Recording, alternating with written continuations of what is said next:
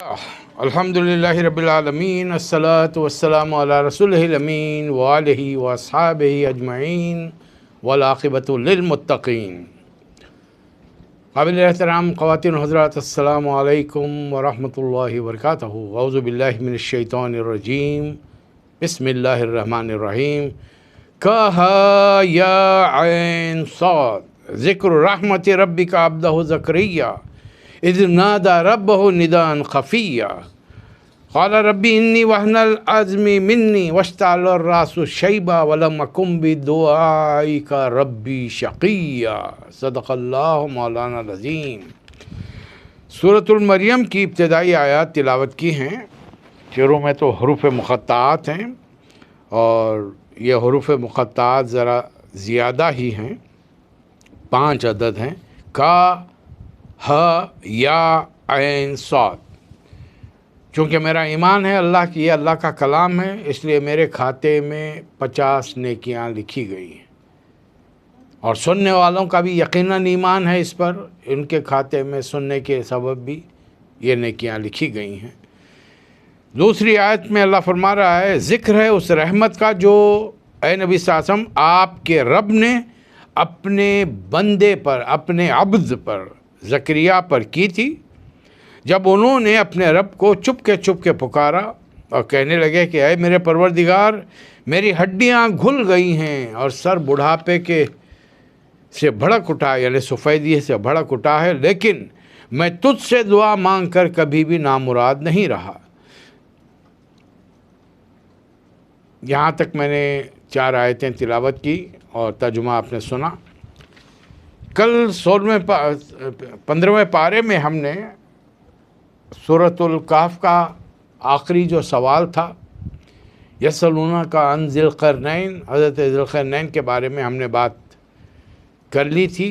آخری 4 آیات بڑی اہمیت کے حامل ہیں، اسے ممکن ہو تو یاد کر لیجئے اور دن رات تلاوت کیجئے۔ صبح ایک بار تلاوت کیجئے، شام میں ایک بار۔ شروع کی 10 آیتیں، آخری کے 4 آیتیں انشاءاللہ۔ ہمارے دور میں اگر دجال نکل گیا تو ہم کو اللہ تعالیٰ اپنے اس کلام کی برکت سے بچا لے گا انشاءاللہ، ورنہ اپنے بچوں کو سکھائیے، جیسے کہ ہم آج ہیں کل نہیں رہیں گے، تو پھر بچوں کو کون بتائے گا؟ جس اخلاص اور جس شفقت سے والدین سمجھا سکتے ہیں، باوجود یہ تمام باتوں کے کہ آج کی نئی جنریشن والدین کی باتوں پر اہمیت، ان کو ترجیح کم دیتی ہے، اس کی اہمیت ان کے پاس کم ہے۔ لیکن ہماری ذمہ داری، نبیوں کی ذمہ داری جب اللہ نے صرف اتنی فرمائی، علیک البلاغ علینا الحساب، آپ کا کام پیغام پہنچا دینا، حساب کتاب لینا میرا کام ہے، تو ہماری ذمہ داری بنتی ہے۔ دیکھیں ان آخری آیتوں میں کہ اللہ نے کیا فرمایا، ان الذین آمنوا وعملوا الصالحات کانت لهم جنات الفردوس نزلا۔ قرآن مجید کا ایک مزاج ہے، اللہ کے کلام کا ایک مزاج ہے، جہاں اس نے ایمانیات کی بات کی ہے وہاں عمل صالح کی بات کی، اور عمل صالح ساری زندگی میں چاہیے، مخصوص اعمال کے لیے، عبادات کے لیے، صرف اتنی چیزیں نہیں، ہمارا اٹھنا بیٹھنا، چلنا پھرنا، لوگوں سے ملنا، آپسی تعلقات، جھگڑے، صلح، جنگ، شادی بیاہ، طلاق، ایک ایک زندگی کے مرحلے میں ہم کو اللہ کے احکامات اور حضور اکرم صلی اللہ علیہ وسلم اور صحابہ اکرام کے طریقہ کار کا لحاظ اور خیال رکھنا پڑے گا، تو اس کے نتیجے میں کیا ملے گی؟ جنات الفردوس نزلا، یقیناً ان کو جنت ملے گی جہاں وہ ہمیشہ رہیں گے، اور ان کو وہاں پر کسی چیز کی ضرورت نہیں ہوگی، نہ وہاں سے نکلنے کا ان کا دل کہے گا۔ پھر اللہ فرما رہا ہے اپنی شان کہ اللہ کا کلام، اللہ کی معلومات، اللہ کا علم کتنا ہے۔ لو کانا، قل، آپ کہہ دیجئے اے نبی صلی اللہ علیہ وسلم، میرے بندوں تک پیغام پہنچائیے، لو کان البحر مدادا لکلمات ربی لنفد البحر قبل ان تنفد کلمات ربی ولو جئنا بمثلہ مددا۔ میرے رب کی باتیں لکھنے کے لیے سارے سمندر روشنائی، ان کی انک بن جائے، روشنائی بن جائیں، پھر بھی سمندر کا پانی وہ انک ختم ہو جائے گی، میرے رب کی باتیں ختم نہیں ہوگی۔ آخری آیت میں بڑی پیاری بات کہی ہے اللہ تعالیٰ نے، آیت نمبر 110، قل، کہہ دیجئے اپنے امتیوں سے اور دنیا کے انسانوں سے، انما انا بشر مثلکم، میں نے آپ کو محبت میں کیا کہا تھا؟ اب اس سورہ کے شروع میں سورہ کہف میں نے کیا کہا تھا؟ الحمدللہ الذی انزل علی عبدہ، عبد کہا تھا. اب خود آپ اپنے آپ کو اپنے بارے میں کہیے، انما انا بشر مثلکم، میں تم جیسا بشر ہوں. اور فرق کیا ہے تم میں مجھ میں؟ یوحی الیہ، مجھ پر الہ وحی ہوتی ہے، اور سب سے پہلی وحی اور اہم کام کی جو وحی ہوگی، انما الہکم واحد، انما الہکم الہ واحد، تمہارا رب جس کا حکم مانا جائے گا، جس کی پرستش کی جائے گی، سر جھکایا جائے گا، زندگی کا ہر معاملہ اس کے حکم اور اس کے احکامات کے مطابق ہوگا، وہ خدا ایک ہی ہے. لہذا جس کسی کو یہ توقع ہے کہ وہ خدا سے ملے گا، اس کا ایمان ہے، یقین ہے آخرت پر، فمن کان یرجو لقاء ربی فلیعمل، اگر اسے یہ توقع ہے کہ اس کے رب کی ملاقات ہونے والی ہے، وہ چاہے تو عمل صالح کرے، اور ولا یشرک بعبادتہ احدا، اور اپنی اس غلامی کے دور میں کسی کو اللہ کے ساتھ شریک نہ کرے. ہم نے سیرت القرآن میں سورہ کہف کو نبوت کے 6ویں سال لیا ہے، جبکہ مکہ مکرمہ میں صحابہ اکرام پر ظلم و ستم بڑھ چکا تھا. اس سورہ کے نزول کے بعد میں اس سورہ میں اللہ تعالیٰ نے پہلے تو غار والوں کا قصہ سنایا اور بتایا کہ غار والے جب بادشاہ وقت نے دھمکی دی اور ان نوجوانوں کو معلوم تھا کہ اگر بادشاہ کے حکم کی اطاعت نہیں کریں گے تو وہ قتل کرا دے گا، لہٰذا انہوں نے بستی ہی چھوڑ دی، ہجرت کی. اے محمد صلی اللہ علیہ وسلم کے امتیوں، دنیا میں حالات جب برے ہو جائیں تو تم بھی دیہاتوں، جنگلوں اور پہاڑوں کی طرف نکل جایا کرو. لیکن آج ہر انسان کا شوق ہے، دیہاتیوں کو شوق ہو چکا ہے، وہ شہروں میں آ کے بسنا چاہتے ہیں، اور شہروں کی رنگینیوں میں، یہاں کی سہولتوں میں وہ فائدہ اٹھانا چاہتے ہیں. پھر اللہ تعالیٰ نے موسیٰ علیہ السلام کے واقعے کے ذریعے بتایا کہ دیکھو، دنیا میں ہوتی کچھ چیزیں ہیں، لیکن اللہ کی مشیت سے بہت سارے کام کچھ اور ڈھنگ سے اور طریقے سے ہوتے ہیں. پھر بتایا گیا کہ سوال ذوالقرنین کے بارے میں، جو بڑے عظیم الشان اللہ کے فرما بردار بندے اور وقت کے بادشاہ گزرے ہیں، کہ کبھی بھی کسی کام کے کرنے پر، انجام دینے پر تمہارے دلوں میں کوئی کبر، غرور، تکبر نہ آئے کہ میں نے کیا ہے. یہ انسانی مزاج ہے، میں یہ جو ایگو ہے اس کی، یہ انانیت جو ہے اس کے اندر، یہ اس کو لے ڈوبتی ہے. اور اللہ تعالیٰ کو یہ غرور و تکبر پسند نہیں، اس لیے کہ کبر کرنا، غرور کرنا، یہ کبر اللہ کی چادر ہے، اور جو کبر کرتا ہے وہ اللہ کی چادر کھینچنے کی کوشش کرتا ہے. آج کے سورہ پاروے میں 16ویں پارے میں سورہ کہف مکمل ہو گیا، اس میں سورہ مریم مکمل ہو جائے گا، اور سورہ طٰہٰ کی 135 آیات تک کا ہم جائزہ لیں گے. سورہ مریم، ابھی آیات میں نے آپ کے سامنے تلاوت کی. اس سورہ میں پہلے ایک بندے کا ذکر کیا گیا جو اپنے دور کے پیغمبر ہیں. ان کی نگرانی میں ایک جوان لڑکی پرورش پا رہی ہے. وہ جب کبھی بھی اس لڑکی سے ملنے کے لیے جاتے ہیں، ان کو وہ دیکھ کر حیران ہوتے ہیں کہ بند کمرے میں یہ لڑکی عبادت کرے، لیکن اس کے پاس قسم قسم کے میوہ جات، کھانے پینے کی اشیاء موجود ہیں. وہ پوچھتے ہیں سورہ آل عمران میں، یا مریم انا لکی ھذا، اے مریم تمہارے پاس یہ سامان کیسے آیا؟ قالت ہوا من عند اللہ ان اللہ یرزق من یشاء بغیر حساب. یہ اللہ کی جانب سے، یعنی بند 4 دیواری میں بھی اللہ تعالیٰ اپنی بندی کو رزق پہنچا رہا ہے، اور بے موسم کے پھل، انا، کھانے پینے کا سامان دے رہا ہے. حضرت زکریا کو بڑا تعجب ہوا. وہ تو چاہ رہے تھے کہ ان کی والدہ بھی چاہ رہی تھی کہ کوئی لڑکا ہو حضرت مریم کی، لیکن لڑکی ہوئی. اس لیے انہوں نے منت مانگی تھی کہ میں جو اولاد ہوگی اسے تیری خدمت کے لیے میں اس کو نامینیٹ کر دوں گی، اسے دے دوں گی. میں منت مان لی تھی انہیں. اب اس لڑکی کی شان دیکھ کر حضرت زکریا کے دل میں خواہش ہوئی کہ مجھے بھی اولاد ہو.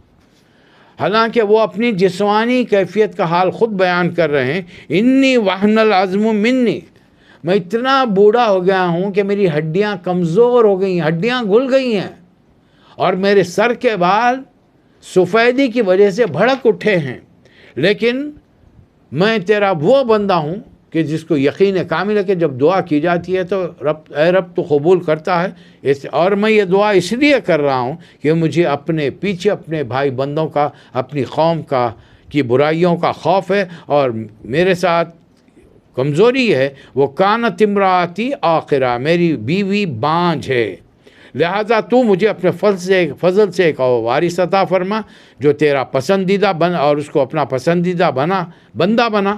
زکریہ علیہ السلام کی یہ دعا کو سن کر اللہ کا جواب آیا، یا زکریا انا نبشرک بغلام اسمہ یحییٰ لم نجعل لہ من قبل سمیہ، اے یحییٰ ہم تمہیں ایک بیٹا دینے جا رہے ہیں جس کا نام یحییٰ ہوگا، اور یہ نام آج تک تاریخ انسانی میں اس سے پہلے کبھی استعمال نہیں کیا گیا۔ حضرت زکریا باوجود یہ کہ نبی ہیں لیکن اتنا ہی علم ہے جو اللہ نے دیا ہے، اور ان کے علم کے مطابق عورت ہو یا مرد ایک خاص عمر کے اسٹیج میں پہنچنے کے بعد اولاد پیدا کرنے کے قابل نہیں رہتے۔ ان کی زبان سے بھی وہی نکلا، پہلے تو اپنے بارے میں بتایا، اپنی بیوی کے بارے میں، کانت امراتی آخر، میری بیوی بانجھ ہے، اتنے سالوں کی شادی شدہ زندگی ہے، ازدواجی تعلقات ہیں، ابھی تک اولاد نہیں، اور دوسرے یہ کہ اب میں جوانی کی حدیں پار کر کے بڑھاپے، وقد بلغت کبری عتیہ، میں بڑھاپے کے آخری حدوں میں پہنچ چکا ہوں۔ اللہ نے فرمایا کوئی بات نہیں، جب میں نے تمہیں پیدا کیا تھا تمہارا وجود نہیں تھا۔ کسی انسان جو دنیا میں آتا ہے وہ اپنے بارے میں غور کرے، وہ پیدا جب نہیں ہوا تھا تو کہاں تھا بھائی؟ باپ کے جسم میں تھا، ماں کے جسم میں، اچھا وہ باپ اور ماں کی بھی تو نکاح کے بعد میں، ملنے کے بعد میں تو تمہارا وجود آیا، ورنہ تم کس کے پاس تھے؟ صرف والد کے پاس تھے یا والدہ کے پاس تھے؟ تو پتہ چلے گا کہ انسان خود جب اپنی ذات پر غور کرے گا اسے یقین آ جائے گا کہ واقعی دو انسانوں کے ملنے سے ان کے جسم سے جو حقیر گندا مادہ نکلا اس میں کروڑوں جرثومے ہوتے ہیں، ان میں سے ایک جرثومے کو اللہ نے سلیکٹ کیا اور مجھے تخلیق کیا۔ اس سے بڑی بات کیا ہو سکتی ہے؟ من عرف نفسا عرف ربا، سمپل حدیث ہے، لوگوں نے، ہمارے دینداروں نے اس حدیث کے فلسفے گھڑ لیے ہیں۔ تم اپنے آپ کو، اپنی حیثیت، اپنی حقیقت کو جان لو، تم رب کو پہچان لو گے۔ رب کو کیسے پہچانو گے؟ میرا رب کتنا عظیم ہے کہ گندے پانی کے جس میں کروڑوں جرثومے ہوتے ہیں ان میں سے ایک کو سلیکٹ کیا، ماں کے رحم مادر میں رکھا، 3 پردوں کے اندر رکھا، 9 مہینے تک وہاں پرورش کی، اور 9 مہینے کے بعد نکال کر دنیا میں لے آیا۔ یہ ہے اللہ کی شان۔ بہرحال یحییٰ علیہ السلام کو بھی اللہ تعالیٰ نے کتاب دی، یا یحییٰ خذ الکتاب بقوہ، اس کا کتاب کو مضبوطی سے تھامو، مطلب یہ کہ خالی زور سے پکڑ کر بیٹھے نہیں رہو، مضبوطی سے تھامنے کا مطلب یہ ہے کہ اس کے احکامات کے مطابق خود عمل کرو، دوسروں کو عمل کرنے کی اپنے امتیوں کو دعوت دو۔ پھر آگے چل کر حضرت مریم علیہ السلام کا ذکر، وَاذْكُرْ فِي الْكِتَابِ مریم، چونکہ حضرت مریم انہی کی کفالت میں پرورش پا رہی تھیں، حضرت وقت کے نبی زکریہ علیہ السلام کی۔ یہ سورہ ہجرت حبشہ ثانی سے کچھ پہلے اللہ نے نازل کیا، تاکہ اللہ کے علم ہے کہ اب 100 سے زیادہ صحابہ کرام ہجرت کر کے حبشہ جائیں گے، اور جب کافی لمبے عرصہ وہاں پر رہیں گے ان کے ساتھ مکالمہ ہوگا مقامی لوگوں کا جو عیسیٰ علیہ السلام کے ماننے والے ہیں، اور ان کا عقیدہ بگڑ چکا ہے، وہ عیسیٰ علیہ السلام کو خدا کا بیٹا کہتے ہیں۔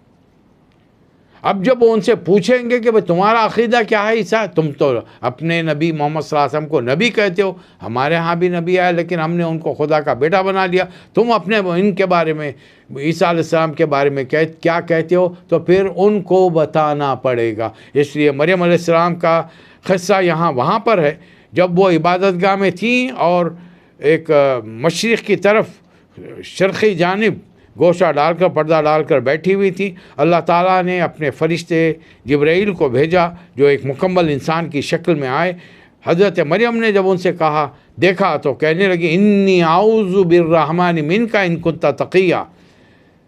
عیسیٰ علیہ السلام کے ماننے والوں کو بتایا جا رہا ہے کہ تمہارے نبی کی ماں نے اللہ کا جو نام لیا تھا، آج اللہ وہی نام کو لے رہا ہے، دوہرا رہا ہے. محمد صلی اللہ علیہ وسلم اس نام کو دوہرا رہے ہیں، لیکن عرب کے لوگ اس نام سے اپنی اجنبیت کا اظہار کر رہے ہیں، رحمان.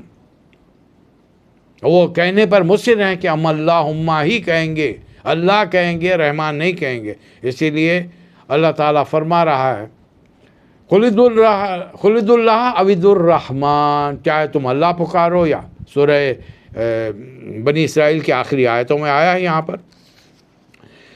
تو میں رحمان کی پناہ مانگتی ہوں اگر تم نیک انسان ہو. تو فرشتے نے کہا کہ میں تو آپ کے رب کا بھیجا ہوا نمائندہ ہوں اور آپ کو بیٹا دینے کے لیے آیا ہوں. دیکھیے مریم علیہ السلام ایک بہت بڑے نبیوں کے خاندان کی خاتون ہے اور ایک نبی کی ماں بننے والی ہیں، لیکن ان کی نالج بھی اتنی ہے جو دنیا داروں کی نالج ہوتی ہے. بچہ کب ہوگا؟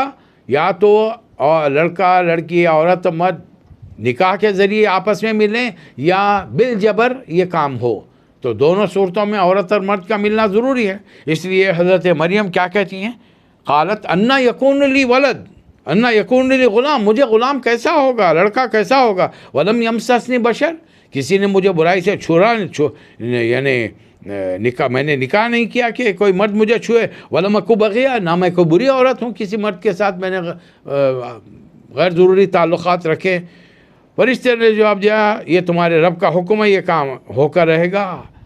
حضرت مریم جب حاملہ ہوئیں تو وہ بستی میں تھیں، عبادت گاہ میں تھیں، لیکن جب حمل کے آثار ظاہر ہونے لگے اچانک انہوں نے بستی چھوڑ دی.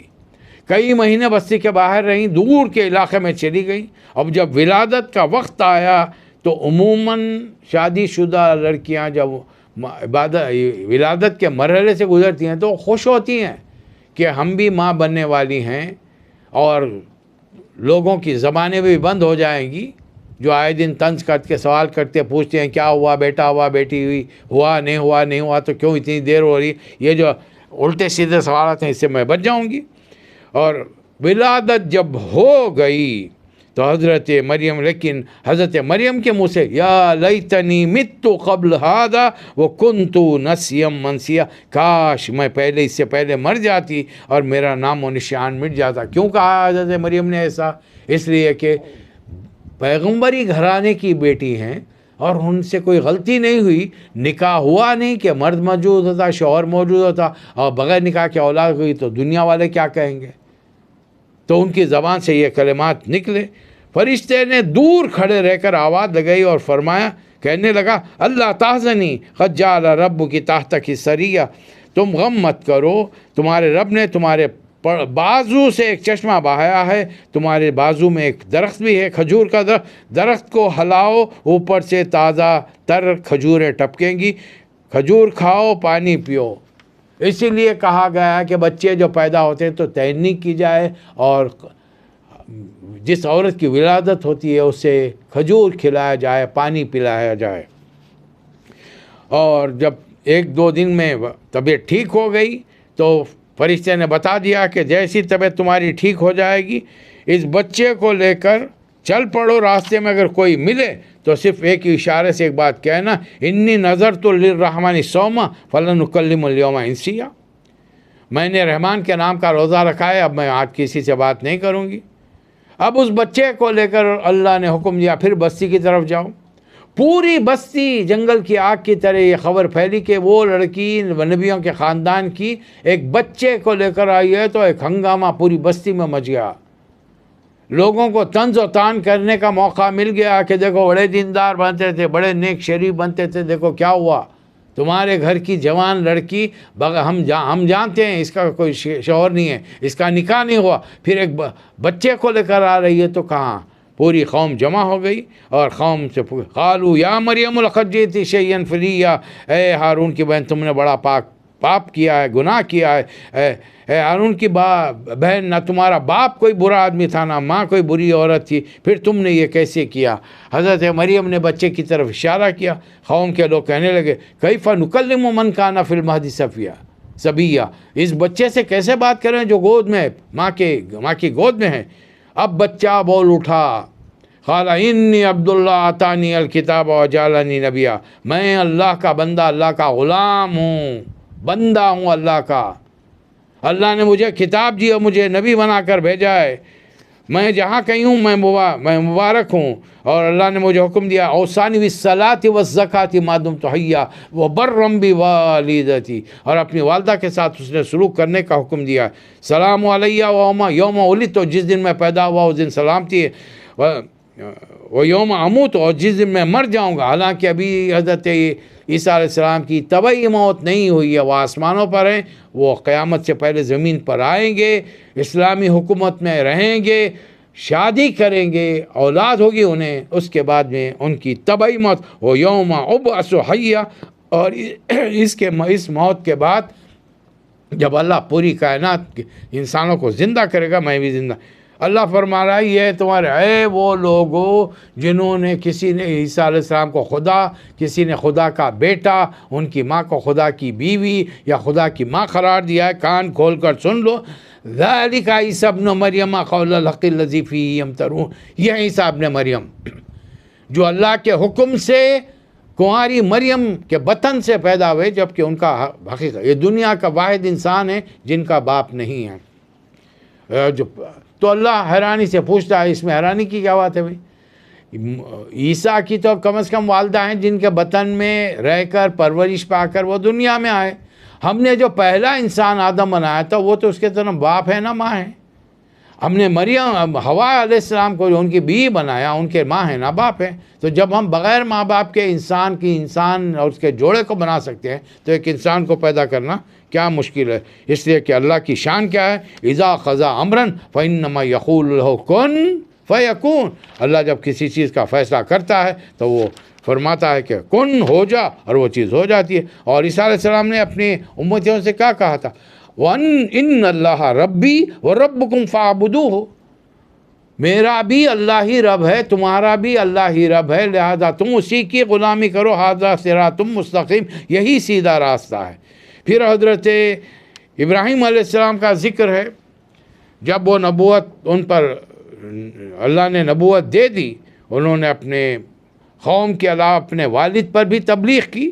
कहने लगे कि या अबाती लिमा ताबुदु मा ला यस्मउ वला युबसिरु वला युग़नी अन्का शैया, ए अब्बा जान, आप उनकी बंदगी इबादत क्यों करते हैं, ना सुन सकती है, ना देख सकती है, ना आपका कोई काम बना सकती है। इसके बरखिलाफ़ या अबाती इन्नी क़द जाअनी मिनल इल्म मा लम यातिक, मेरे अब्बा जान, अल्लाह ने मुझे वो इल्म दिया है जो आपको नहीं मिला है। फत्तबिनी अहदका सिरातन सविय्या, मुझे फॉलो कीजिए, आप मेरी हर बात पर अमल कीजिए, मैं आपको सीधा रास्ता बताऊँगा। आप जो काम कर रहे हैं, या अबती ला ताबुदी शैतान, शैतान की इबादत मत कीजिए, बंदगी मत कीजिए, इसलिए कि शैतान अल्लाह का नाफरमान है। बाप को जला लगा, जो अक़ीदे इंसानी जहनों में बैठ जाते हैं, वो करीब तरीन रिश्तेदारों के बार बार समझाने के, चाहे बाप समझाए बेटे को समझ में नहीं आएगा, बेटा समझाए बाप को समझ में नहीं आएगा, भाई समझाए भाई को, शौहर समझाए बीवी को समझ में नहीं आएगा। तो बाप ने धमकी देकर कहा, अराग़िबुन अंता अन आलिहती या इब्राहीम, तुम मेरे माबूदों से फिर गए हो, अगर तुम उससे बात नहीं आए, ला इल्लम तंतहि ला अर्जुमन्नक, मैं तुम्हें रजम कर दूंगा, वरना वहजुरनी मलिया, मेरा घर छोड़कर निकल जाओ। अब ये इब्राहीम अलैहिस्सलाम की हिजरत है। मैंने अर्ज़ किया, सूरह मरियम को अल्लाह ताला ने दूसरी हिजरत अफ़शा से पहले नाजिल किया था। तो बता दिया कि जब संगीन हालात हो जाएं, बस्ती छोड़ो, निकल जाओ। हज़रत इब्राहीम अलैहिस्सलाम ने वालिद को क्या जवाब दिया, क़ाला सलामुन अलैक, आप पर सलामती हो अल्लाह की, मैं अल्लाह से आपके अस्तग़फ़िरु लका रब्बी, मैं अपने रब से आपके लिए दुआ करूँगा कि वो आपको माफ़ कर दे। बकाया अल्लाह के ऊपर है, वो जो चाहे कबूल करे। इस्माइल अलैहिस्सलाम का ज़िक्र है कि वो अपने घर वालों को, वो काना यामुरु अहलहु बिस्सलाति व ज़कात, अपने घर वालों को भी वो नमाज और ज़कात का हुक्म देते थे। फिर कई पैगम्बरों का यहाँ नाम लिया गया, लेकिन ہر دور میں ہوتا کیا ہے، نبیوں کے جانے کے بعد فخلف من بعدی خلف اضاعوا الصلاۃ، جو پہلی چیز قوم ضائع کرتی ہے، چھوڑ دیتی ہے، وہ ہوتی ہے نماز۔ آج بھی دیکھ لیجئے، رمضان کا مہینہ ہے، ہر ملک میں ہر مسجد بھری ہوئی نظر آئے گی۔ پہلی شوال کو یہ فجر کی مسجدیں جو آج بھری ہوئی نظر آ رہی ہیں، آپ کو 4-5 صفوں کے علاوہ نظر نہیں آئے گا۔ یعنی یہ پوری قوم، یہ سارے ہمارے رمضانی یہ بھائی جو رمضان میں ابل کے آتے ہیں اور پہلی شوال سے غائب ہو جاتے ہیں، یہ نماز کے ضائع کرنے والے ہیں۔ ان کو سوچنا چاہیے، قیامت کے دن پہلا سوال نماز کا ہوگا، اور اس سے بڑھ کر واضح طور پر رسول صلی اللہ علیہ وسلم نے فرمایا الصلاۃ یفرق بین المسلم والکافر، نماز ہی فرق کرتی ہے ایک اللہ کے بندے مسلم میں، فرما بردار میں، اور ایک انکار کرنے والے نافرمان میں۔ جو نماز نہیں پڑھتا تو جان لو کہ وہ اللہ کو نہیں مانتا، اس کا حق ادا نہیں کرتا۔ دنیا میں اللہ نے دنیا والوں کو، اللہ اپنے نافرمانوں کو بہت بڑا چڑھا کر دیا ہے، تو وہ لوگ ایمان والوں سے کہتے ہیں بتاؤ ہم دونوں میں کس کی حالت، کس کے گھر، کس کی سواریاں، کس کا کھانا پینا اور محفلیں شاندار ہیں، ہماری یا تمہاری؟ اب دیکھ لو۔ لیکن لوگوں کو سوچنا چاہیے، یہ دنیا کی زندگی، کسی کے پاس کتنی ہی دولت کیوں نہ ہو، ایک دن اسے اس دنیا سے جانا ہے، اور وہ دولت مند آدمی اپنے پیچھے اپنی اولاد میں تفرقہ ڈال دیتا ہے، وہ اللہ کا ماننے والا اگر نہ ہو تو۔ یہ لوگ کہتے ہیں کہ رحمان کو بیٹا بن، رحمان نے بیٹا بن، وَقَالُوا اتَّخَذَ الرَّحْمَنُ وَلَدًا، یہ کون کہتے ہیں؟ یہودی بھی کہتے ہیں عزیر علیہ السلام خدا کے بیٹے ہیں، عیسائی بھی کہتے ہیں کہ عیسیٰ علیہ السلام خدا کے بیٹے ہیں۔ لَقَدْ جِئْتُمْ شَيْئًا اِدًّا، تم بہت سخت بیہودہ بات گھڑ کر لائے ہو، تمہاری بات سن کر آسمان کانپ رہا ہے، تَكَادُ السَّمَاوَاتُ يَتَفَطَّرْنَ مِنْهُ وَتَنشَقُّ الْأَرْضُ، تمہاری بات سن کر تو آسمان پھٹ پڑیں، زمین شق ہو جائے، پہاڑ گر جائیں۔ أَن دَعَوْا لِلرَّحْمَنِ وَلَدًا، کہ تم نے رحمان کے لیے اولاد ہونے کا دعویٰ کیا ہے۔ وَمَا يَنبَغِي لِلرَّحْمَنِ أَن يَتَّخِذَ وَلَدًا، رحمان کی یہ شان نہیں کہ وہ کسی کا بیٹا بنائے۔ اب کان کھل کر وہ آیت سنیے، اور اپنے گھروں میں جتنے جو بھی قرآن جس کے ترجمے رکھے ہوئے یہ ترجمہ سماعت فرمائیے۔ آیت نمبر 93 سورۃ مریم، ان کل من فی السماوات والارض الا اتى الرحمن عبدا، اس کائنات میں جو کچھ ہے وہ سارے کے سارے اللہ کے غلام ہیں۔ ان آتی الرحمانی عبدا، عبد کے معنی میں آپ کے سامنے کیا عرض کیے تھے، ہم نے کیا نام بنائے، لفظ کیا دیا، بندہ، اس سے ہم بڑے خوش ہیں، جبکہ حقیقت کیا ہے، عبد کے حقیقی معنی غلام کے ہیں۔ پھر آخری بڑی آیتیں، 3 آیتیں بڑی پیاری ہیں، یاد ہو تو اگر کوشش ہو تو یاد کر لیے۔ ان الذین آمنوا وعملوا الصالحات سیجعل لهم الرحمن ودا، جو لوگ ایمان لا کر نیک عمل کریں گے، اللہ ان کے دلوں میں ایک دوسرے کے لیے محبت ڈالے گا۔ آج مسلمان ہمارے ملکوں کے دیکھیے، ہم ملک کی بنیاد پر، ہم فقہی بنیاد پر، ہم خاندان کے حنفی شافعی مالکی فقہی بنیاد پر، ہم خاندانی سید غلام مرزا مغل پٹھان، ان بنیادوں پر ہمارے دل ایک دوسرے سے پھٹے ہوئے ہیں، اور جتھا بندیاں ہم نے کی ہیں، جبکہ اللہ فرما رہا ہے کہ ایک اللہ، اس کے رسول، تمام رسولوں پر ایمان لاؤ، کتابوں پر، آخرت پر، اور نیک عمل زندگی میں کرو جو اللہ نے قرآن میں حکم دیا ہے، نبی نے تعلیم دے کر عملاً بتایا ہے، تو اللہ تمہارے دلوں میں محبت ڈال دے گا۔ اے نبی صلی اللہ علیہ وسلم، فَإِنَّمَا يَسَّرْنَاهُ بِلِسَانِكَ، ہم نے اس قرآن کو، کلام کو آسان کر دیا ہے آپ کی زبان میں، تاکہ آپ اس کے ذریعے لِتُبَشِّرَ بِهِ الْمُتَّقِينَ، جو اللہ کی ناراضگی سے بچنے والے ہیں ان کو خوشخبری دیں، وَتُنذِرَ بِهِ قَوْمًا لُدًّا، اس کلام کا جو نہ ماننے والے ان کو ڈرائیے، ہٹ دھرم لوگوں کو ڈرائیے، اور بتا دیجیے ان کو کم اہلکنا قبل من قرن، اس سے پہلے ہم نے کتنی ہی قوموں کو ہلاک کیا تھا، هل تحس منهم من احد او تسمع لهم رکزا، کیا ان کی بھنک کوئی آواز سنائی دیتی ہے یا ان کا کوئی نشان تمہیں نظر آتا ہے؟ سورہ مریم مکمل ہوا۔ سورہ طٰہٰ بڑا طویل سورہ ہے، 135 آیات ہیں، جن میں سے آج یہاں سورہ طٰہٰ بھی ہم مکمل کریں گے۔ چھوٹی چھوٹی آیات ہیں، دیکھیے پہلی آیت طٰہٰ، نبی کریم صلی اللہ علیہ وسلم کے 99 ناموں میں سے ایک نام، یہ نام بھی ہے اور ایک آیت بھی ہے، جب ہم دہرائیں گے 10 نیکیاں لکھی جائیں گی۔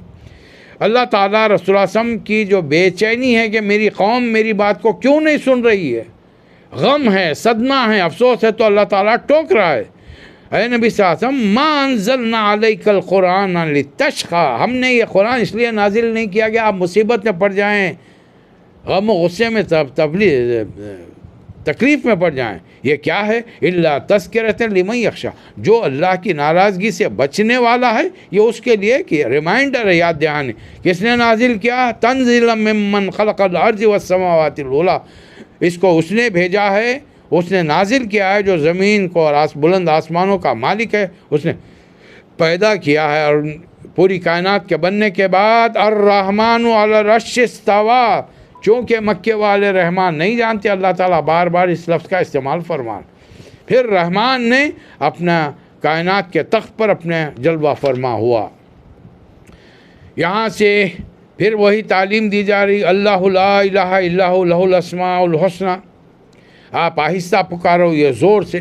اللہ تعالیٰ ہر بات کو جانتا ہے، وہ ایک ہے، وحدہ لا شریک ہے، اس کے بڑے پیارے نام ہیں۔ یہاں سے حضرت موسیٰ علیہ السلام کا ذکر ہے کہ وہ جب مدین چلے گئے جوان ہو کر، ایک آدمی کا مصر میں خون ہوا، مصر چھوڑ کر مدین چلے گئے، شادی کی 10 سال گزارے، بال بچوں کو لے کر آ رہے ہیں۔ مدین اور مصر کے بیچ میں بڑا صحرا ہے، ڈیزرٹ آف سینا، وہاں پر ایک پہاڑ ہے کوہ طور، وہاں کے دامن میں اللہ تعالیٰ نے حضرت موسیٰ علیہ السلام سے خطاب کیا اور فرمایا اننی انا اللہ لا الہ الا انا فاعبدنی، میں ہوں تمہارا اللہ، میرے علاوہ کوئی خدا نہیں ہے، لہذا تم میری ہی غلامی بجا لاؤ، واقم الصلاۃ لذکری، اور میری یاد میں نماز قائم کرو۔ اے موسیٰ تمہارے ہاتھ میں کیا ہے؟ کہنے لگے یہ لاٹھی ہے جس پر میں کبھی ٹیک لگاتا ہوں، کبھی اپنی بکریوں کے لیے پتے جھاڑتا ہوں اور انہیں ڈراتا ہوں، اس سے بہت سارے میں کام لیتا ہوں۔ اللہ نے فرمایا اس کو زمین پر ڈال دیجئے۔ جیسے ہی موسیٰ علیہ السلام نے لاٹھی زمین پر ڈالی، وَهِيَ فَإِذَا هِيَ حَيَّةٌ تَسْعَىٰ، وہ انتہائی ایک چھوٹا تیز دوڑنے والا سانپ بن گیا۔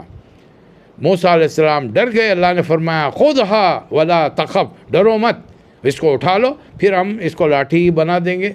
یہ لے جائیے اور جا کر فرعون کے درمیان، اذهب إِلَىٰ فِرْعَوْنَ إِنَّهُ طَغَىٰ، بہت باغی ہو گیا ہے، بچوں کو قتل کیا ہے، غیروں کی عورتوں کی عصمت ریزیاں کرتا ہے، وہ اس کے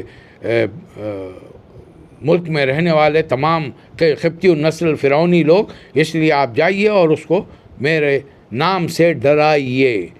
اب چونکہ حضرت موسیٰ علیہ السلام دیہات میں 10 سال کی زندگی بسر کر کے آ رہے ہیں، تو آپ نے فرمایا کہ پروردگار میری زبان اچھی نہیں ہے، میں دیہاتی زبان کے اندر 10 سال گزار کے آئے ہوں اور زبان بگڑ گئی، وہ شہری زبان بہت ہی پوش اور فصیح و بلیغ ہوتی ہے۔ البتہ آپ کیوں نہیں اس رسالت کو ہارون میرے بڑے بھائی کی طرف بھیجے، ہوا افصح لسان منی، میری بنسبت ان کی زبان بڑی فصیح ہے۔ اللہ نے فرمایا کہ نہیں، جب آپ ہی کو جانا ہوگا۔ تو حضرت موسیٰ علیہ السلام اب دعا کر رہے ہیں۔ لوگوں نے تو یہ قصے کا ایک بچپن کا واقعہ بنا کر کہ موسیٰ علیہ السلام نے منہ میں انگارہ ڈال دیا، ان کی زبان جلا دی، ان کو حقلا بنا دیا، نعوذ باللہ من ذالک۔ نبی آدمی کتنا ہی اعلیٰ درجے کا مقدس نبی کیوں نہ بن جائے، اگر وہ حقلا کے تبلیغ کرے گا، امتی ہنسیں گے، مذاق اڑائیں گے، دل لگی ٹھٹا کرے گی۔ زبان میں چونکہ دیہاتی پن آ گیا تھا، اس لیے حضرت موسیٰ علیہ السلام نے دعا کی، قال رب اشرح لی صدری ویسر لی امری واحلل عقدۃ من لسانی یفقہوا قولی۔ ڈاکٹر ذاکر نائک کی تقریریں سن کر ہمارے بچوں کو یہ چار آیتیں یاد ہو گئی ہیں، معنی بھی سن لیجئے۔ پہلی آیت نمبر 25، اے اللہ میرے سینے کو کھول دے، رب اشرح لی صدری، میرا سینہ کھول دے، وہ یسر لی امری، میرے کام کو آسان بنا دے، واحلل عقدۃ من لسانی، میری زبان کی گرا کو سلجھا دے۔ یہ لوگوں نے گرا کو گاٹھی سمجھ لیا، یہ جو دیہات میں جا کر زبان بگڑ گئی ہے، اس کی اصلاح کی بات ہو رہی۔ یفقہوا قولی، تاکہ لوگ بڑی آسانی سے میرے وہ فصاحت بلاغت نہ ہوں، یا پھر اتنی سادگی بھی دیہاتی زبان نو کے لوگوں کے سمجھ میں آئے، اس لیے لوگ میری بات سمجھ سکیں۔ میرا مددگار بنائیے میرے بھائی ہارون کو، تاکہ ہم مل کر تیری عبادت کر سکیں اور تیرا دنیا کے اندر تیری پاکی بیان کریں اور تیرا خوب دنیا والوں کے سامنے جا کر ہم ذکر کریں۔ تو اللہ نے فرمایا کہ اے موسیٰ لقد مننا علیک مرۃ اخری، ہم دوبارہ تم پر احسان کریں گے۔ یاد کرو وقت جب پہلی بار جب ہم نے تمہاری والدہ حاملہ ہوئیں اور تم ماں کے پیٹ میں تھے، اس وقت فرعون کا حکم تھا کہ ہر پیدا ہونے والے لڑکے کو قتل کر دیا جائے۔ ہم نے تمہاری ماں پر وحی کی، اذ اوحینا الی امک ما یوحی، ہم نے تمہاری والدہ پر وحی کی تھی کہ جب بچہ پیدا ہو جائے اسے دودھ پلاؤ، اور جیسے ہی اس خطرہ محسوس ہو ایک ٹوکرے میں ڈال کر بہا دینا۔ اور ہم نے وہ ٹوکرا فرعون کے محل میں پہنچا دیا۔ پھر ہم نے تمہاری والدہ سے وعدہ کیا تھا کہ فوری عنقریب تم بچے کو دوبارہ لوٹائیں گے۔ آپ کو پہنچا تو دیا محل میں، لیکن ہم نے تمام عورتوں کے اوپر یہ چیز منع کر دی تھی کہ آپ کسی عورت کا دودھ نہ پئیں۔ اور آپ کی بہن جو آپ کو دیکھتے ہوئے آئی تھی، اس نے محل والوں کو بتایا کہ خاتون ایسی ہیں یہ بچہ جن کا دودھ پی لے گا، اور آپ کی والدہ کو بلایا گیا۔ فوری آپ نے اپنی والدہ کا دودھ پی لیا۔ اب حضرت موسیٰ علیہ السلام پہنچ گئے فرعون کے دربار میں، اور جا کر ان سے کہا، فرعون نے سوال کیا فمن ربکما یا موسیٰ، موسیٰ علیہ السلام ہارون علیہ السلام دونوں پہنچ گئے تو وہ دونوں سے پوچھا تم دونوں کا رب کون ہے؟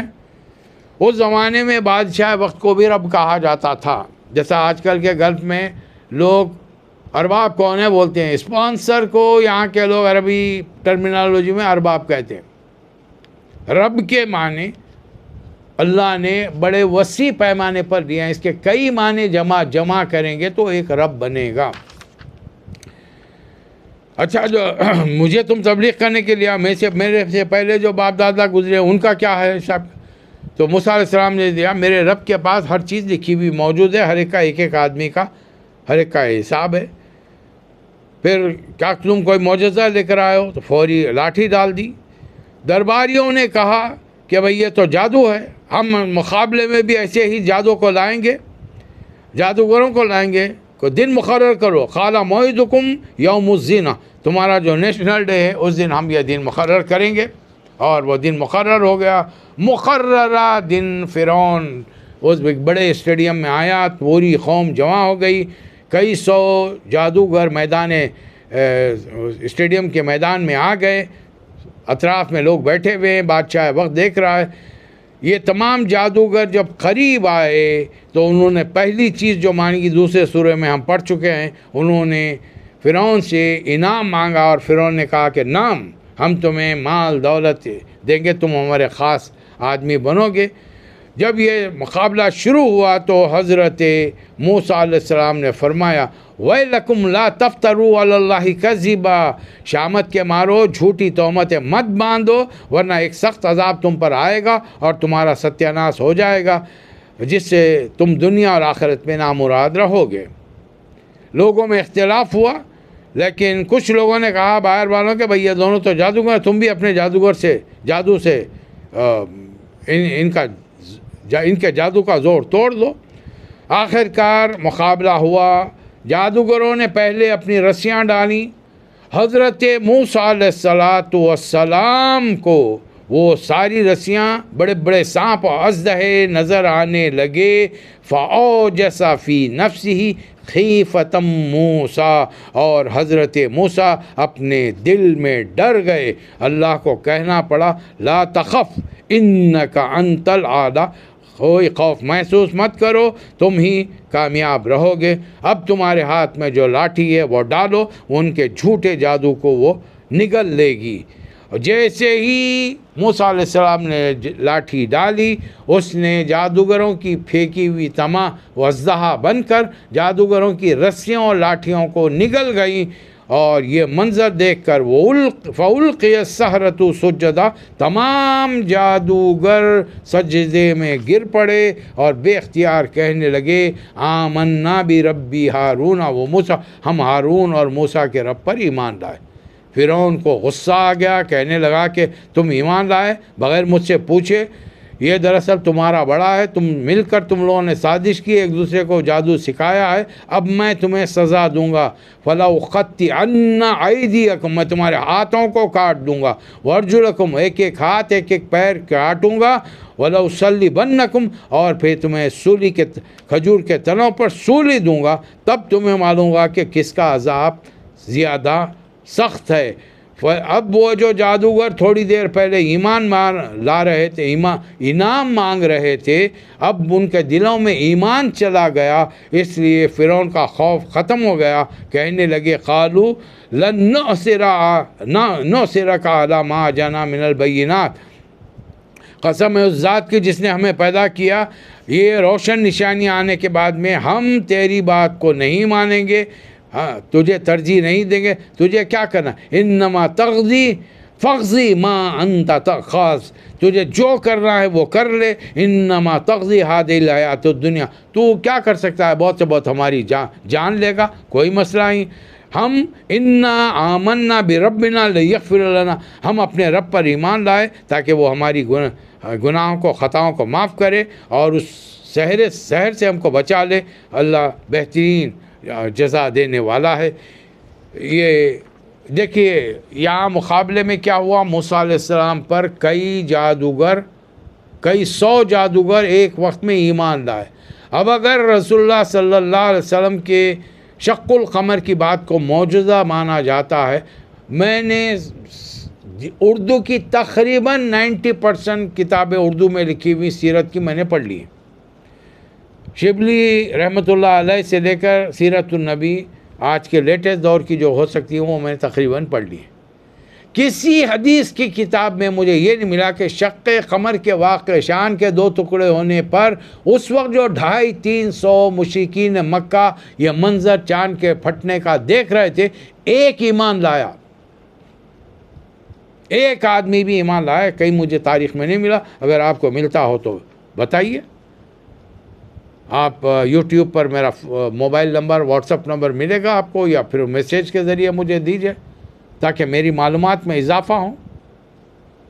تو پھر اس کا نتیجہ کیا ہوگا، دوسرے لوگ ہم پر اعتراض کریں گے، بھائی تمہارے نبی نے معجزہ بتایا ایک بھی ایمان نہیں لایا، ہمارے نبی نے معجزہ بتایا کئی سو لوگ ایمان لائے، تو کیا ہم اپنے خواہ کے اپنی دل کی باتوں کو پورا کرنے کے لیے ہم نبی صلی اللہ علیہ وسلم کے مقام کو گھٹانا چاہ رہے ہیں، اپنی دانش جو بڑھانا چاہ رہے ہیں؟ وہاں پر ڈائلاگ جب مکالمہ ہوگا تو پھر بات بڑھے گی نہیں، بات تو الٹی ہو جائے گی۔ وہاں پر موسیٰ علیہ السلام کا اس میں بڑا طویل ذکر آیا۔ آخرکار فرعون کے دربار میں 8-10 سال کی تبلیغ کے بعد اللہ نے فرمایا کہ اب قوم کو لے کر، بنی اسرائیل کو لے کر چل پڑیے، راستے میں سمندر کے قریب پہنچیں گے تو آپ اس پر لاٹھی لگائیے، اس طریقے سے ہم سمندر کے پانی کو پھاڑ کر بنی اسرائیل کو دوسرے کنارے پہنچائیں گے، اور فرعون اور اس کی پوری فوج کو ہم پوری غرق کر کے رکھ دیں گے۔ اب وہاں سے صحرا میں پہنچے، راستے میں جب انہوں نے دیکھا کہ کچھ لوگ بتوں کی پوجا کر رہے ہیں، مطالبہ کیا ہمارے لیے بھی ایک بت بنائیے، موسیٰ علیہ السلام نے ڈانٹا، قوم کو ایک جگہ چھوڑ کر حضرت موسیٰ علیہ السلام پہاڑ پر پہنچے جہاں اللہ تعالیٰ سے خطاب ہوتا تھا۔ اللہ نے پوچھا کیا بات ہے، قوم آ رہی ہے تو آپ جلدی کیوں آ گئے؟ تو کہا کہ قوم میرے پیچھے آ رہی ہے اور میں صرف اس لیے آیا کہ پروردگار تم مجھ سے خوش ہو جائے۔ اللہ تعالیٰ نے فرمایا کہ دیکھو آپ تو یہاں آ گئے، وہاں ان لوگوں نے جو کیا ہے اس کی وجہ سے وہ ایک فتنے میں پڑ چکے ہیں۔ اب وہاں پر جا کر دیکھنے کے بعد پتہ چلا کہ مسلمانوں میں بھی ایک جادوگر تھا سامری، جو بنی اسرائیل کے ساتھ آیا تھا، اور بنی اسرائیل نے طے کیا کہ اپنے سونے چاندی کو پگھلا کر ایک جگہ اکٹھا کر لیں، اور جب کسی بستی میں جا کر ٹھکانہ مل جائے اپنا اپنا حصہ بانٹ لیں گے۔ اب وہ جو پگھل رہا تھا سونا چاندی، تو اس نے ایک بچھڑے کی شکل اختیار کر لی، اس میں سے آواز آنے لگی، سامری نے اس پر کچھ مٹی پھینکی اس پر، تو اس میں سے آواز آنے لگی۔ اب موسیٰ علیہ السلام گئے تو لوگوں نے کہا کہ وَأَضَلَّهُمُ السَّامِرِيُّ، کہ سامری نے انہیں گمراہ کر ڈالا ہے۔ اب موسیٰ علیہ السلام گئے، وہاں پر بات چیت کی تو قوم کے لوگوں نے کہا کہ یہی خدا، ہم سے سامری نے کہا کہ یہ خدا ہے، اس کی شکل بچھڑے کی ہے، اور خوبصورت ہے، سونے چاندی کا بنا ہوا ہے۔ اب اللہ نے سورہ بقرہ میں آتا ہے کہ جن جن لوگوں نے سجدہ کیا تھا فَاقْتُلُوا أَنفُسَكُمْ، ان کے رشتہ داروں کو حکم دیا کہ ان سجدہ کرنے والوں کی گردنیں اپنے ہاتھوں سے مارو۔ اپنے بھائی سے بھی مسئلہ پیش آیا، ڈانٹنے لگے اپنے بھائی کو کہ آپ نے صحیح طور پر نگرانی نہیں کی۔ تو بہرحال حضرت ہارون علیہ السلام نے کہا کہ میں تو ان کو روک رہا تھا، لیکن یہ لوگ تو آخری نوبت ان کی جوش و جذبے میں اتنی ہوگی مجھے قتل کے در پہ ہو گئے تھے۔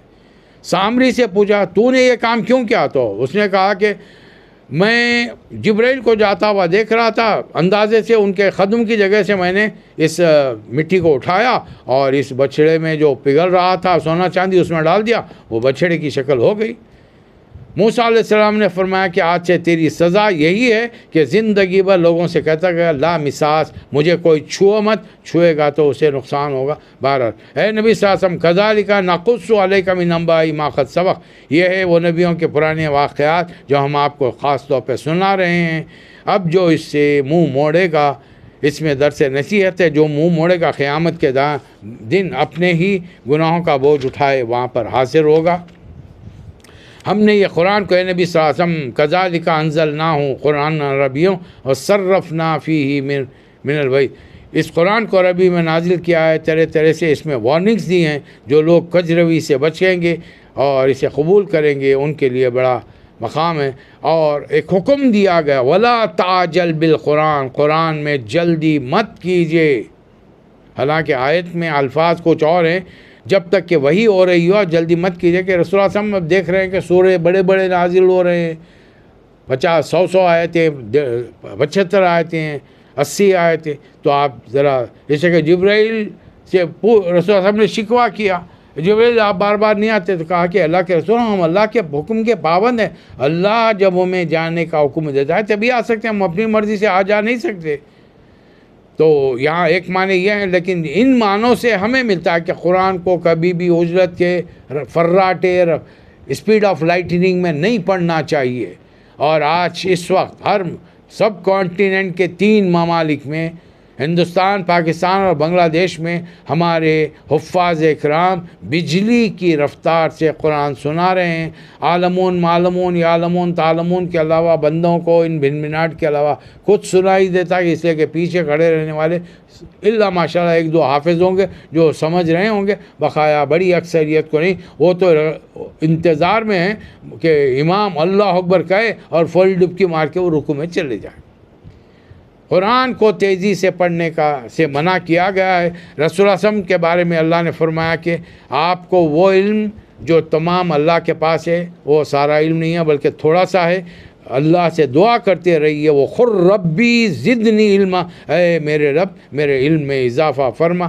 ابلیس اور شیطان کا، ابلیس کا اور آدم علیہ السلام کا واقعہ یہاں اثر نو بیان کیا گیا ہے کہ آیت نمبر 115 سے کہ ہم نے آدم کو حکم دیا کہ درخت کے قریب نہیں پہنچنا، لیکن بھول چوک ہو گئی، شیطان کے ورغلان، شیطان ایسے زاویے سے ایسی باتوں سے وسوسہ ڈالتا ہے کہ نبی ہونے کے باوجود حضرت آدم اور ان کی زوجہ حضرت ہماری تمام انسانوں کی ماں حضرت حوا بھول گئے اور دونوں نے پھل چکھ لیا، جس کے نتیجے میں جب اللہ نے حکم دیا تمام فرشتوں کو تو سب نے سجدہ کیا سوائے ابلیس کے، وہ سجدے میں نہیں گیا بلکہ کہنے لگا کہ اے آدم میں تمہیں جنت میں وہ چیز بتاؤں کہ تم دونوں میاں بیوی کو ہمیشہ کی زندگی حاصل ہو جائے، یہی پھل ہے، اس کو کھا لو۔ فوسوس الیہ الشیطان قال یا آدم هل ادلک علی شجرۃ الخلد وملک لا یبلی، ایسا پھل بتاؤں کہ جس کو کھا لو گے تو ہمیشہ تم جنت میں رہو گے اور ہمیشہ کی زندگی تمہیں مل جائے گی۔ وسوسے میں آ کر فَأَكَلَا مِنْهَا فَبَدَتْ لَهُمَا، دونوں نے پھل چکا۔ یہ ہے دنیا کی تقریباً قومیں عورت کو مورد الزام لگاتی ہیں، جبکہ اللہ فرما رہا ہے کہ دونوں نے پھل چکا، اور جب اللہ کی رحمت کا سایہ ہٹ گیا تو دونوں کو ایک دوسرے کے سطر جسم کے پوشیدہ حصے دکھنے لگے۔ میں ایک سوال کر رہا ہوں، یہاں پر جنت میں کون ہے؟ آدم اور حوا علیہ السلام دونوں کون ہیں؟ میاں بیوی ہیں، تو شرمانے کی کیا بات ہے؟ لیکن دونوں نے کیا کیا؟ جیسی احساس ہوا کہ ہمارا جسم کے سطر کھل گیا ہے، وہ تفقہ یخصفان علیہما من ورق الجنہ، جنت کے بڑے بڑے درختوں کے پتوں کو لے کر اپنے آپ کو چھپانا شروع کیا، اس لیے کہ ہر قوم کا ایک دین کا ایک مزاج ہے، اور دین الاسلام الحیا، خلق الاسلام الحیا۔ پھر انہوں نے، اللہ فرما رہا ہے وَعَصَىٰ آدَمُ رَبَّهُ فَغَوَىٰ، آدم بہک گئے، نافرمانی کی راہ راست سے ہٹ گئے، لیکن پھر انہوں نے توبہ کی۔ فَتَلَقَّىٰ آدَمُ مِن رَبِّهِ کلمات، آدم علیہ السلام نے اللہ سے توبہ کے کلمات سیکھے۔ یہ توبہ کے کلمات سورہ اعراف میں ہم پڑھ چکے ہیں، ربنا ظلمنا انفسنا وَإِن لَّم تغفر لنا وترحمنا لنکونن من الخاسرین۔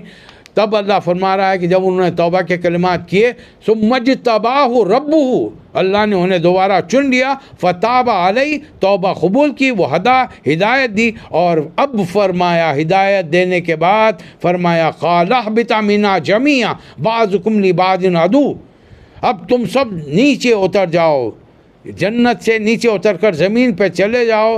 اے آدم، جب کبھی آپ کی اولاد میں بگاڑا گیا، میں پیغمبروں کو اور کتابوں کو بھیجوں گا، جو لوگ اس کی پیروی کریں گے کوئی غم نہیں ہوگا۔ قیامت کے دن اللہ تعالیٰ ایک بندے کو نابینا اٹھائے گا تو وہ پوچھے گا پروردگار دنیا میں تو میں آنکھوں والا تھا، مجھے اندھا کیوں اٹھایا؟ تو اللہ فرمائے گا میں نے آیات نبیوں کو بھیجا تھا اگر وہ تیرے دور میں آئے تھے، ورنہ کتابیں تیرے زمانے میں تھی، تو نے ان کی جانب توجہ نہیں کی، تو آنکھیں رکھ کر بھی دنیا میں اندھا بنا رہا، اس لیے ہم نے تجھے آج اندھا بنا کر اٹھایا ہے۔ اے نبی صلی اللہ علیہ وسلم فاصبر علی ما یقولون، جو یہ کچھ یہ کہہ رہے ہیں اس پر صبر کیجئے، صبح شام اللہ کی حمد و ثنا کیجئے، اور اپنی گھر والوں کو نماز کی تلقین کیجئے، وَأْمُرْ أَهْلَكَ بِالصَّلَاةِ، اور اپنے گھر والوں کو نماز کی تلقین ہمیشہ کرتے رہیے۔ یہاں پہنچ کر ہم سورہ طٰہٰ کا اختتام کر رہے ہیں، اور اس کے بعد آنے والا سورہ یہ سورۃ الانبیاء ہوگا، یہاں سے پارہ نمبر 17 شروع ہو رہا ہے، انشاءاللہ کل اس پر گفتگو ہوگی۔ اللہ تعالیٰ مجھے اور آپ کو توفیق عطا فرمائے۔ وآخر الدعوانا ان الحمد للہ رب العالمین۔